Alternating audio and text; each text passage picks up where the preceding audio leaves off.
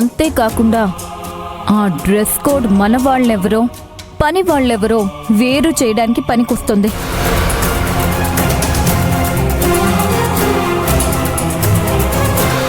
ఇప్పుడు నాకు అర్థమైంది అసలు పాయింట్. అందరి నుంచి ఆ నీలవేణిని వేరు చేసే ప్లాన్ చేస్తున్నారన్నమాట. అవునన్నయ్య, ఇలాంటి కొన్ని అద్భుతమైన కార్యక్రమాలు జరిగితేనే అన్వాంటెడ్ పీపుల్ని మన జీవితంలో నుంచి వెళ్ళగొట్టడానికి మనకు ఒక అవకాశం దొరుకుతుంది.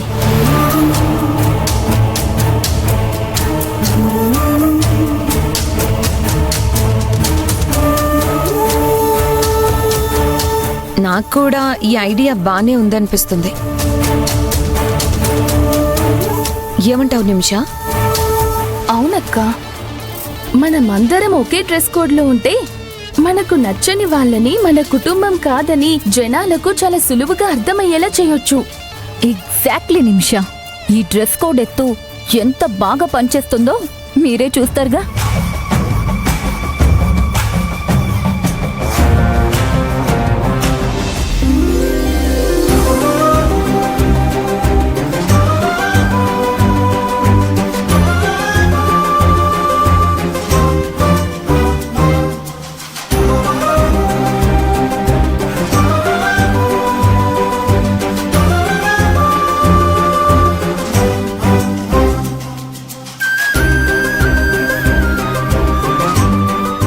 నీలవేణమ్మా, చిన్నయ్య గారు నీకు చెప్పింది పనులు చేయమని కాదు, పెత్తనం చేయమని.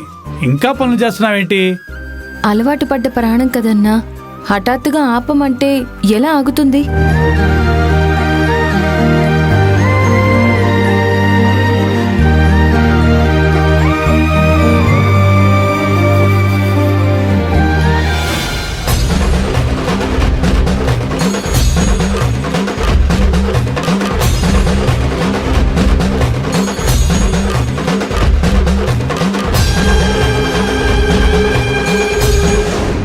ఇక నుంచి ఈ ఇంట్లో నువ్వు పెత్తనం మాత్రమే చెయ్యాలి.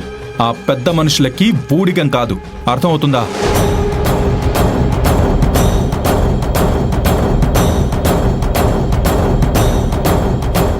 ఏమైంది నీలవేణమ్మా, ఇలా వెళ్ళి అలా వచ్చేసావు?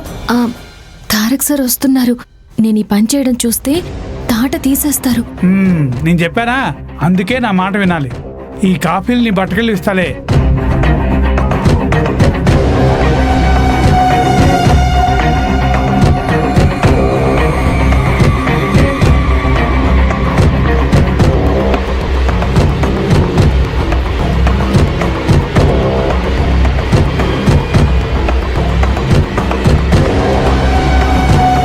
నీలవేణి ఇన్ని రోజులకి దారిలోకి వచ్చింది.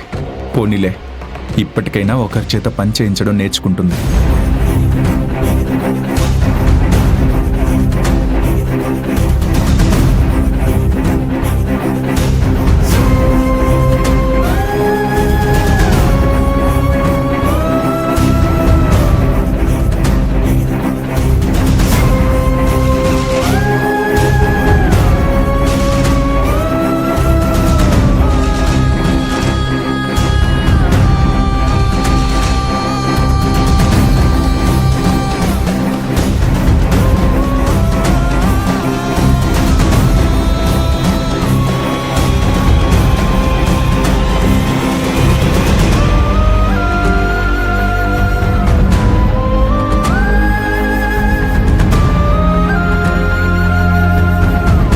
ఇన్ని రోజులు నేను ఈ ఇంట్లో ఏదైతే చూడాలనుకున్నానో ఇప్పుడు అది చూస్తున్నాను. I'm very happy.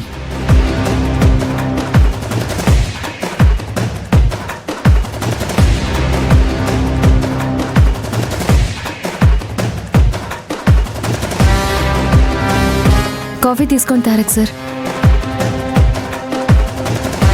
ఇక్కడ సార్ అనే వాళ్ళు ఎవ్వరూ లేరు. శ్రీవారు అనే వ్యక్తి మాత్రమే ఉన్నాడు.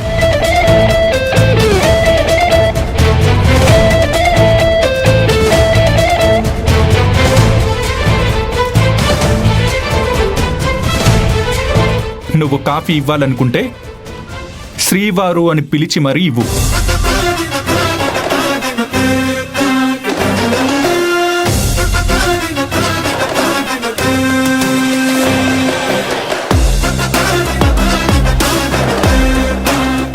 ఇంకెప్పుడైనా పిలుస్తానులేండి తారక్ సార్. దయచేసి కాఫీ తీసుకోండి. మ్మ్హ్మ్. నా శ్రీమతి నన్ను శ్రీవారు అని పిలిస్తేనే ఈ కాఫీ తీసుకుంటాను.